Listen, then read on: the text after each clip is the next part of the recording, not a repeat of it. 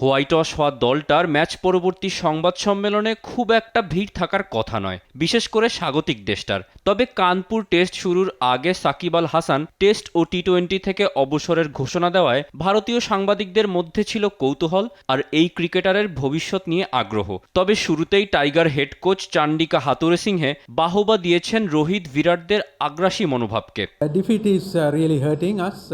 ভারত চমৎকার পরিকল্পনা করে মাঠে নেমেছে আর তারা সফল হয়েছে তাতে। চমৎকার ক্যাপ্টেন্সি করেছে রোহিত শর্মা। পূর্ণ কৃতিত্ব দিতে হবে আপনাকে ভারতকে। একই সাথে নিজ দলের ব্যাটারদের পারফরম্যান্সে হয়েছেন হতাশ, আর নিজেদের পরিকল্পনা বাস্তবায়ন না করতে পারায় দুষেছেন ব্যাটারদের। ব্যাটাররা আমাকে হতাশ করেছে। শেষ সিরিজে আমরা ভালো করেছিলাম, তবে প্রতিপক্ষ হিসেবে ভারত সেরা দল ক্রিকেট বিশ্বে, এটাও আপনাকে মানতে হবে। আমাদের শেখার অনেক কিছু আছে এই সিরিজ থেকে। তবে আপনি যে দলের সঙ্গেই খেলুন না কেন, অপ্রয়োজনীয় শট খেলার প্রবণতা বন্ধ না করতে পারলে আপনাকে আউট হতেই হবে। আমরা আমাদের সেরাটা দিতে পারিনি এই সিরিজে। এদিকে সাকিব আল হাসানের অবসরের ঘোষণায় খানিকটা অবাক এই লঙ্কান কোচও। জানিয়েছেন জানতেন না সাকিবের এই সিদ্ধান্তের ব্যাপারে।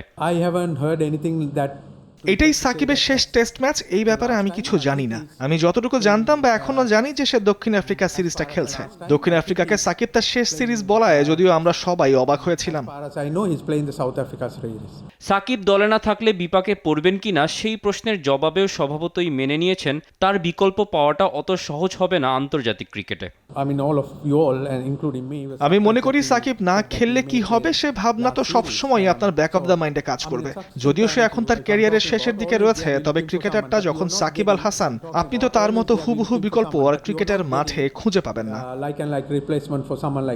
তৌসিফুল হাসান, স্পোর্টস ডেস্ক, দেশ TV.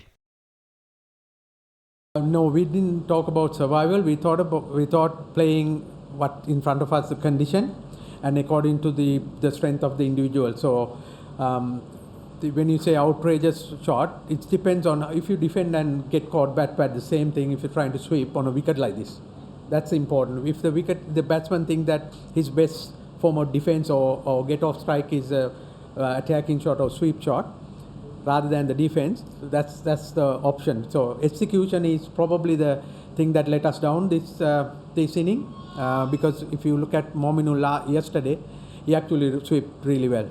So some of the dismissals, I'm sure they are disappointed the way they execute. Probably some of the decision making last night as well.